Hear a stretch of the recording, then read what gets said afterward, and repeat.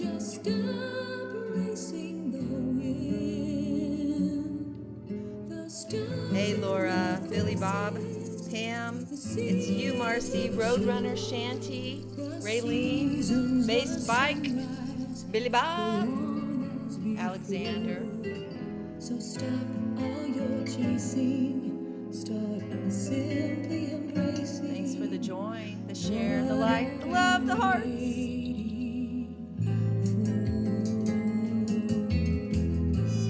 This is from my album, Never Felt the Sun. It's hard to read, but this song, Never Felt the Sun. Can you see? You can't really see. Just stop spinning round and round and round inside your head. Won't you please stop hiding your heart? I had so much technical difficulties today. Thank you for the hearts. They're really pretty blue today. Of September's cool stare, we'll all go on giving sweet little pieces of living. Will you stop long enough to be? The Lord spoke this to me. Won't you just stop, Julie? Won't you stop? In the midst of your anxiety, won't you just let me be there for you? Will you be there for the dawning? This song is called Stop. It's from my album Never Felt the Sun. And it's about being in the present where God wants to meet you. I'll just play a little more and then we'll get on to some twerking. But I gotta tell you, there's a killer muted trumpet solo coming up. Thank you, Raylene. By the way, I really appreciated that Native Hawaiian music you shared. It's beautiful.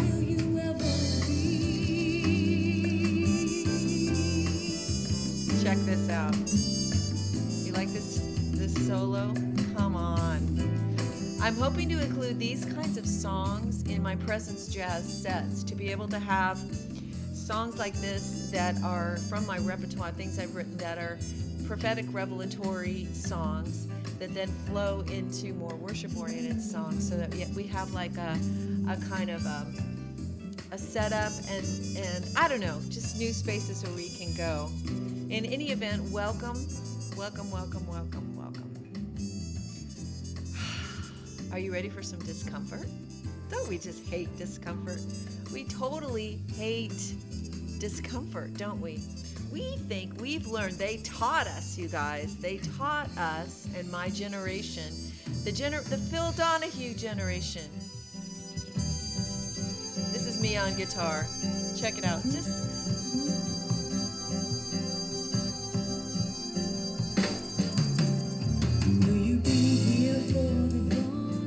Will you be here with the Lord for the dawning? Will you be here with God in the dying? Will you be, he's saying, will you be with me? Will you be with him for the soaring of your soul? Will you be with him and let him really move in you for the sighing moments? The winning, the losing, the trying, the laughing, the touching, the loving, the crying. Won't you just stop? Stop spinning. It feels like he's reaching for us in the maze of our running from our feelings, right?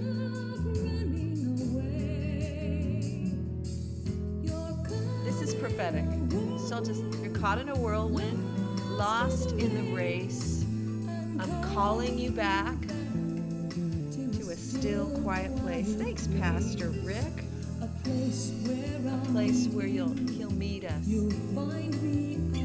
Listen, as we linger in a pure, simple grace. Listen to this little it's so good.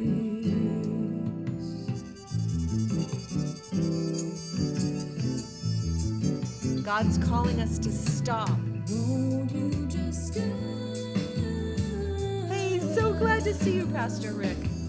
I can never find you in this maze. Just stop. He's saying stop. What does that mean? We're going to talk about that.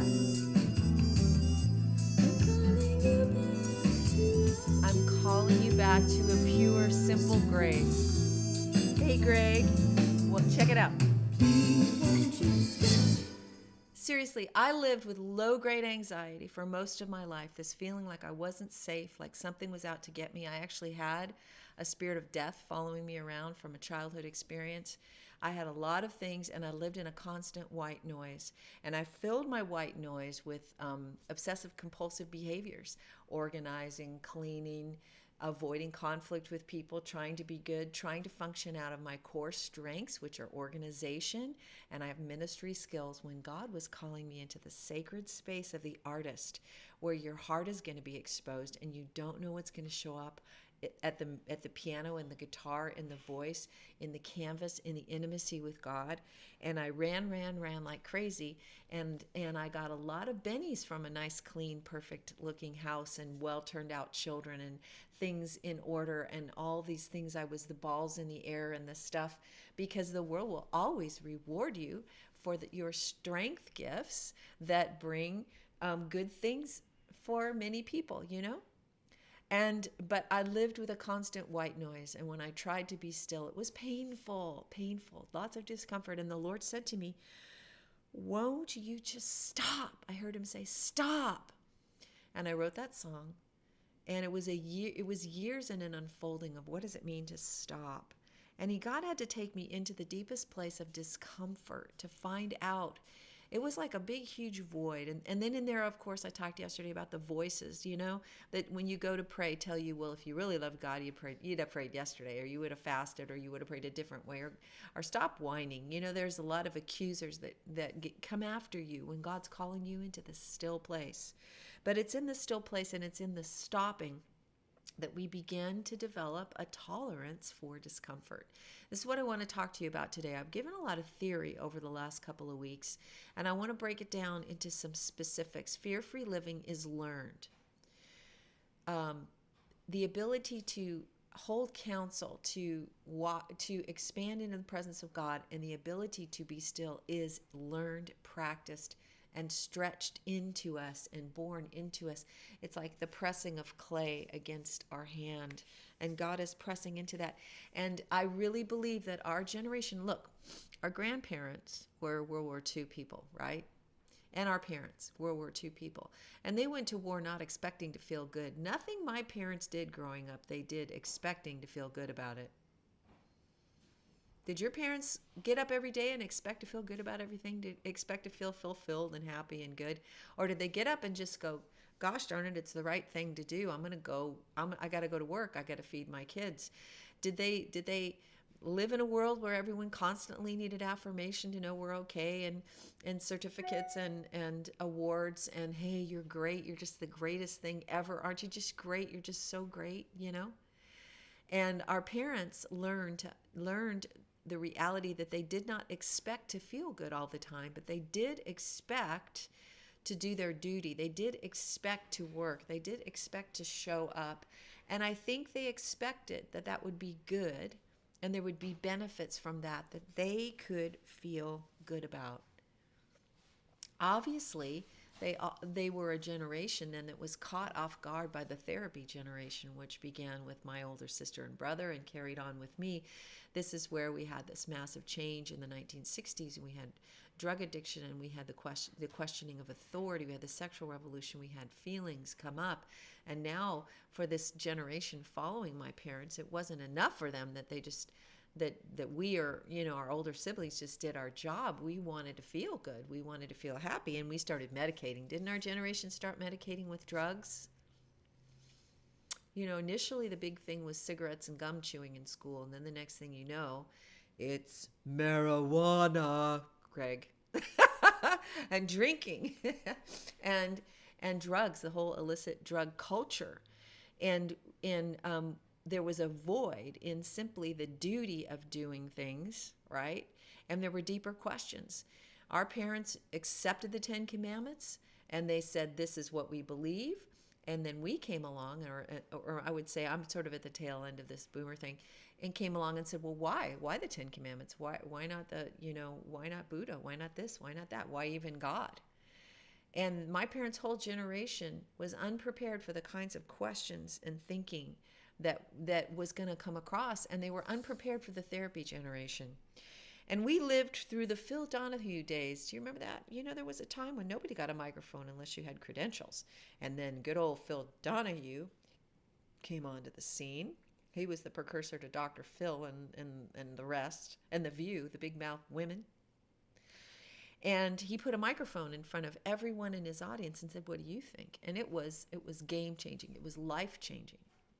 I don't know if you remember this, but at the time, we grew up in a time when you had to have authority to speak. Not everyone got a microphone. Not everyone's opinion mattered. I still think that there might be something to that, in the sense that when we want to speak to our culture, how do we develop authority, right? To be not just an opinion giver, but a real resource for deep understanding, right? I do think that we need to all develop integrity, wisdom, and be educated and have lived life in order to carry authority in the way we speak. But the whole Phil Donahue thing and the talk show thing was just unleashed all of this conversation that and our parents were shocked. I remember my mom and dad going, when we started to ask questions and my older siblings were struggling with life issues, it shocked my parents. They were shocked. They felt so undermined that they would have children that could dare question and have emotional needs and question their parenting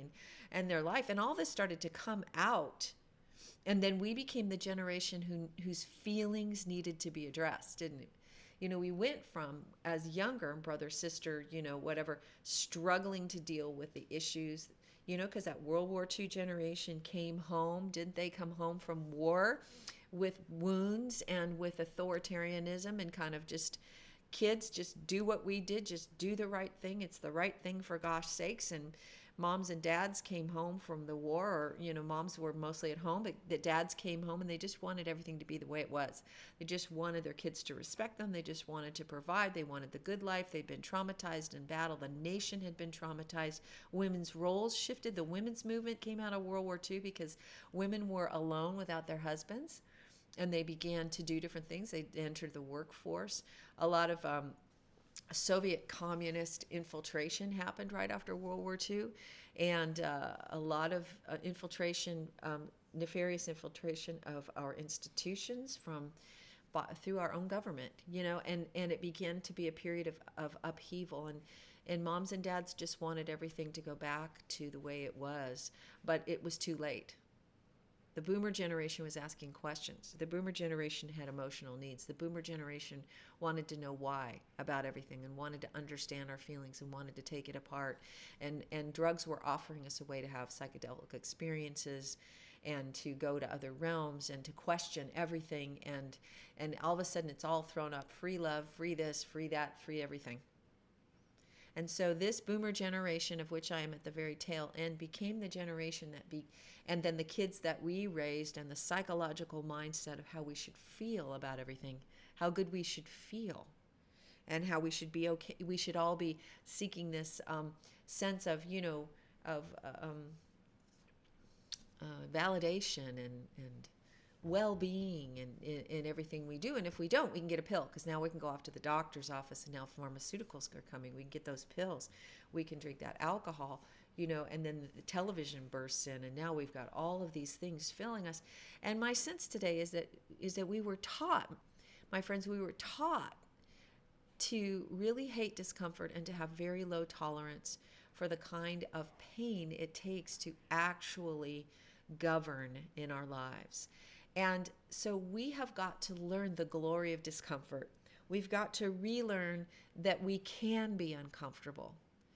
Sometimes I wonder these new anxiety disorders, which I believe are real. I think there's been an amping up because of so many things. But do you not think that our parents felt anxiety, our grandparents and parents? You don't think they felt anxiety and anxious? I don't think we glorified it and gave it a name and a disorder and tried to treat it all with a drug. I think they got busy and went to work. I think they built things. I think they expected that, Like we're thinking about the original American Revolution was fought during an outbreak of pox, smallpox, I think. So, previous generations prior to this one didn't expect, that they were going to feel good about everything. They just knew what they needed to do, and they learned to push past what felt uncomfortable because they needed to be at work. They needed to do the right thing. There was a societal thing that held it all together. I think we're in a push me, pull you of this, because what's happening is a spiritual awakening. What's happening is a desire for intimacy with God, an awareness of the prophetic, awareness of a sensitivity to the things that are feely things and sensing things that I think my parents had shut down to, right? And they had many wounds from their childhood and many abuses, and they were just taught to suck it up and get over it. I'm not saying that's a good thing, but I'm bringing contrast, because what do you do if you wake up in your generation and you realize that you've been taught that the worst possible thing you can ever feel is fear, anxiety, and discomfort? Like that's awful. Like it's really awful and we should never feel it. Like I'm telling you we should live free of it.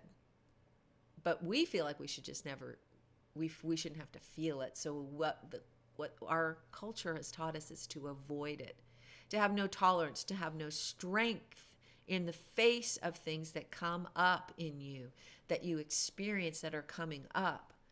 We have to make it go away right away. We have to medicate it. We have to run from it. We have to avoid those situations, and we have to beg God to please make it better. I believe that what we need to do is develop the resilience to understand that discomfort is very productive. And it is strengthening if we can understand that, yes, we can be free of the power of being controlled by our discomfort, the power of being controlled by feelings of fear or sensations of anxiety. We absolutely can. We can triumph over those things. And in time, when you learn to do that, your body actually does settle down and does not go into reactive mode. But that means you have to let your body learn to do that. That means you have to actually go in and let these things come up and realize they're not going to kill you. And when we have created such an aversion to discomfort, oh my gosh, what's the first thing I want to do when I don't feel comfortable? I've got my little plans. Do you have your plans? Do you have your gin and tonic or your CBD or your whatever, your wild weed, or your, or your TV, or your going always for a run the minute I'm not saying there's not some things that are positive about having self-care. But I'm saying we really have become a generation that has super low tolerance for discomfort. But what if in the stopping of the rush to run, we're missing the greatest opportunity to develop the muscle fibers of strength in our inner being, the kind of strength that really is not controlled by discomfort. And this is one of the keys to fear-free living, is determining that when I feel discomfort, because I'm beginning to get to the root of my fear and to the root of the wounds and the memories buried in me that are traumatizing and uncomfortable, like my parents needed inner healing for some things in their lives. And it's amazing how they grew into some beautiful experiences with God, even in their own generation, that were powerful and set me and my siblings up from even more from God. But we want to understand that discomfort can be very, very productive. But if we run from it immediately to medicate it, to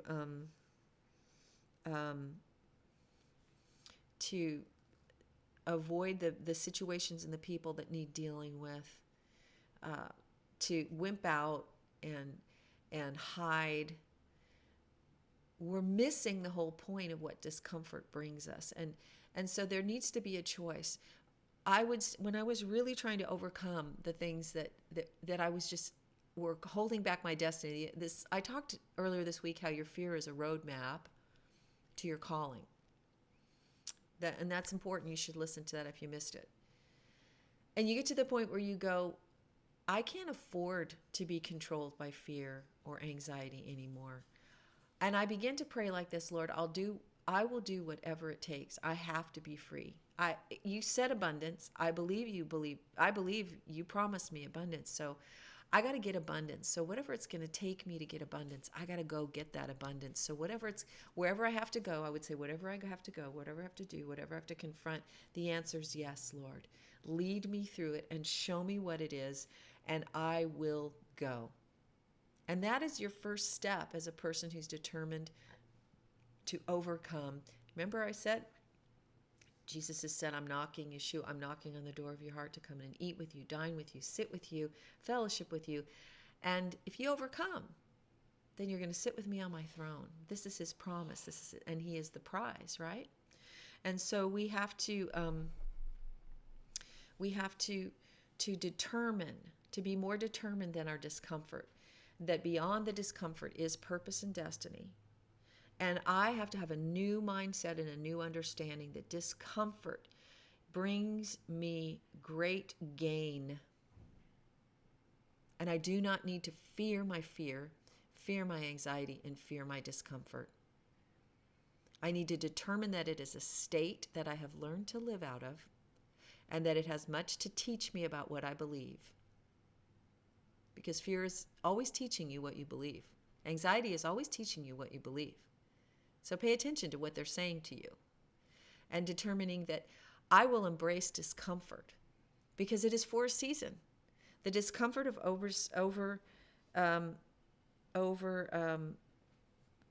we're going through, the discomfort of what we're going through is for a season. It's so compelling, isn't it? So I want you to begin to develop a resilient set of thoughts about why discomfort can be your friend, and why discomfort is the thing that you need to press into, because this is what creates muscle development. This is what creates brain development, relationships. If you have discomfort with your spouse and you press through it, your intimacy increases. If you have discomfort in your exercise, your strength increases and you press through it. If you have discomfort in reorganizing your life and you press through it, your peace, your shalom, your order increases. Discomfort is a sign that you're headed in the right direction very often. That's exactly right, Linda Mom. Listen, I actually have an appointment I got to run to, but I wanted to unpack this a little bit, and we'll talk tomorrow. Maybe I'll play a little bit more of my tune Stop. And I try to give you some more practical things. Your first practical tip is to determine you're not going to run from discomfort.